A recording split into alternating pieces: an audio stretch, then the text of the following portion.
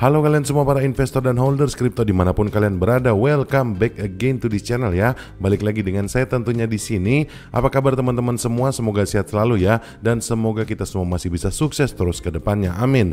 Oke teman-teman, kalau melihat kondisi pasar memang lagi nggak baik-baik saja, ini seperti roller coaster ya. Kita ngelihat naik turun gak jelas. Tapi kalau kita ngelihat hari ini khususnya ya, kondisi market dibandingkan hari-hari kemarin cukup baik ya teman-teman. Ada peningkatan secara market cap sebesar 3% lebih, dan untuk volume transaksinya juga selama 24 jam terakhir ini meningkat di 39% lebih.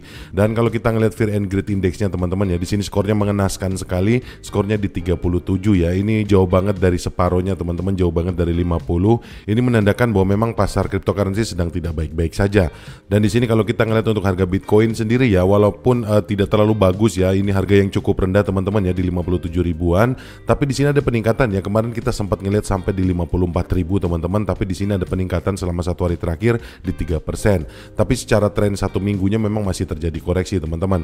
Dan untuk Ethereum sendiri masih tetap di 3 ribuan dolar ya, walaupun sempat turun kemarin ke 2800, 2900, tapi tetap bisa menanjak lagi. Ada kenaikan sebesar 6% untuk Ethereum ya di 24 jam terakhir ini.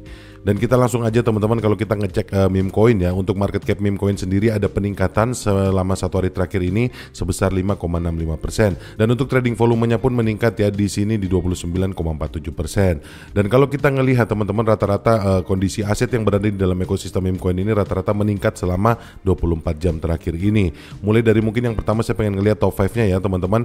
Di sini untuk Dogecoin sendiri ada peningkatan selama satu hari terakhir ini di hampir 5,5%. Kemudian ada Shiba Inu juga peningkatan di hampir 5% teman-teman, dan di sini PP cukup memukau peningkatannya di 13%-an teman-teman selama satu hari terakhir ini. Walaupun selama tren satu minggunya ini masih turun jauh ya di 18,27%. Dan kemudian untuk Bong di sini juga peningkatannya luar biasa ya. Di sini untuk satu hari terakhir ini meningkat sebesar 20%. Dan ini menjadikannya koreksi satu minggunya itu sebesar 5,17%. Dan di sini untuk token Wave sendiri teman-teman, di sini peningkatannya tidak terlalu signifikan di 4,78%. Ini tidak cukup banyak mengkontribusi untuk koreksinya selama satu minggu terakhir ya, masih di 26,13%. Kemudian untuk Floki juga teman-teman, di sini Floki sudah turun ya ke nomor urut 6 teman-teman. Di sini Floki ada kenaikan sebesar 8,96% di satu hari terakhir ini, dan kemudian selama satu minggu ini koreksinya masih cukup dalam di 14,52%. Dan saya baru ngeliat ini ya teman-teman, Floki di sini sudah turun ke nomor 6, dan kemudian Bong yang naik ke nomor 4.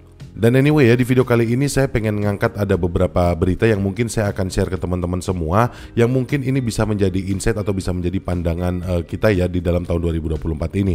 Dan yang pertama di sini ada berita ya teman-teman dari koin baru, namanya yaitu Trump the Felon. Di sini Trump the Felon sendiri adalah meme coin dari Solana ya teman-teman. Ini melonjaknya cukup tajam teman-teman di 12.000%, dan rencananya akan melonjak lagi ke 18.000% sebelum pelistingannya di KuCoin. Sementara Shiba Inu, Bong, dan Doge tertinggal.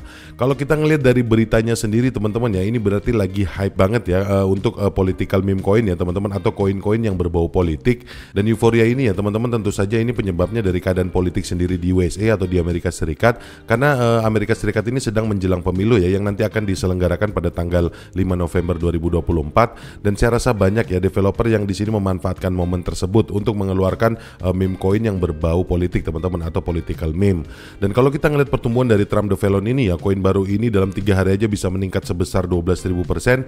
Ini berarti kan memang hype akan politik ini sangat-sangat tinggi teman-teman. Dan ini juga yang akan saya bahas untuk PP Coin teman-teman. Kenapa saya harus bahas untuk PP Coin? Karena kalau kita ngelihat secara historis ya, untuk meme PP sendiri ya, PP The Frog ini ya, kalau misalnya teman-teman bisa googling sendiri, ini juga berbau culture dan politik di Amerika Serikat teman-teman. Dan kalau kita ngelihat dari kegilaan yang tadi Trump the Felon itu, dan menurut saya sih PP Coin ini punya peluang yang cukup cerah ya di tahun 2024 ini, khususnya pas menjelang pemilu ini teman-teman. Jadi di sini mungkin saya akan bahas sedikit poin tentang bagaimana PP Coin ini akan meningkat teman-teman. Yang pertama mungkin kalau kita ngeliat dari trennya ya, di sini volume untuk perdagangan PP Coin itu telah meningkat 177% selama satu minggu terakhir teman-teman. Dan di sini bergerak berlawanan arah dengan keseluruhan pasokan koin yang beredar yang telah menurun di 0,44%. Hal ini menjadikan total supply yang beredar menjadi 420,69 triliun, yang mana diperkirakan ini sudah mencapai 100% pasokan maksimumnya. Dan menurut datanya ya, peringkat kapitalisasi pasar atau market cap PP Coin ini saat ini adalah 26 besar, dan itu nilainya sebesar 3,5 3,97 miliar dolar.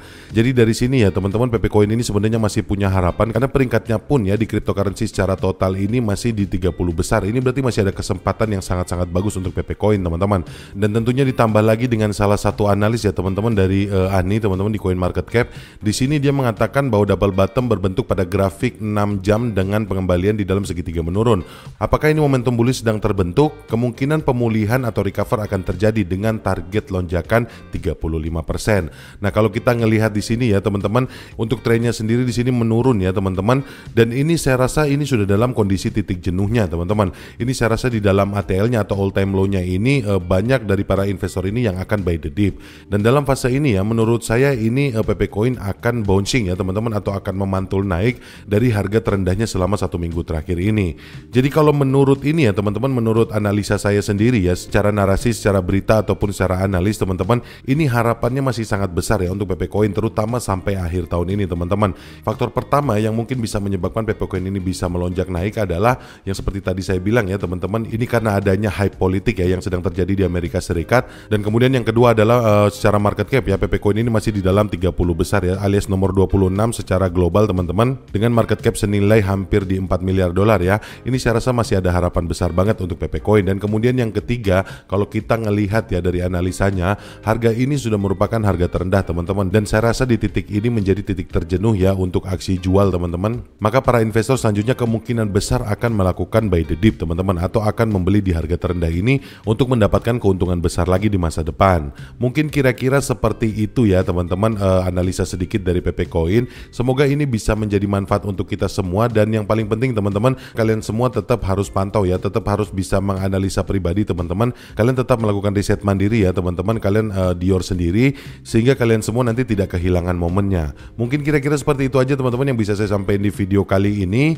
Terima kasih banyak ya buat kalian semua yang sudah nonton video ini, dan juga yang sudah subscribe channel ini dan sudah like video ini. Dan anyway teman-teman, untuk berinvestasi segala keputusan ada di tangan kalian. Jadi jangan sampai nanti keputusan kalian untuk berinvestasi malah berujung di penyesalan. Oke teman-teman, akhir kata sampai ketemu lagi di video-video yang selanjutnya. Bye.